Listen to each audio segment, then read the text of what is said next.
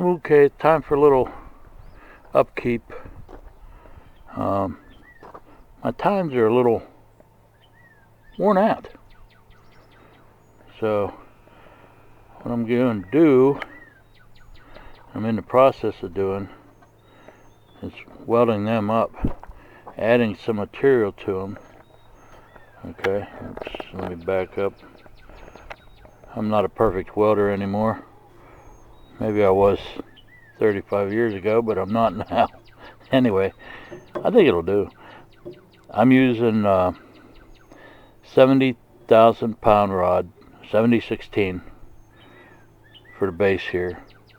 And then when I'm done, I'm going to go ahead and run a bead or two of 100,000/16. So hopefully that's enough. I mean, you look at the difference. This was the same. They're all about the same. They're pointy. Okay. So, oops, spy plane coming over. Gotta shut it down. Hang on. Okay, back to this real quick. Like I said, there's pretty worn out tines on here, and some of that's just slag sitting on there. But yeah, I'm not here to show off my welds. I'm just here to show off an idea to save your rototiller so that you can still have it for many years. Let's hope I did all right. Let's see if it cracks first time I put it in the ground, huh? Well, it looks like the 116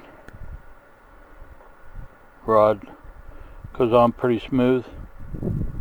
I think we'll be all right. I know it's out of focus. I get it. There we go. Hopefully you can see it. Looks good on there. Yeah, not too bad. I guess that'll do.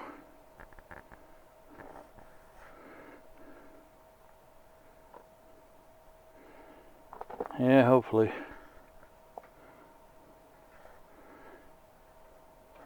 We'll be going in the garden soon. We'll find out. Rototiller installed. Ready to go. Let's get her done. Well, I don't know if you could see it, but nothing broke off. Everything stayed on there. So, there we go. It worked.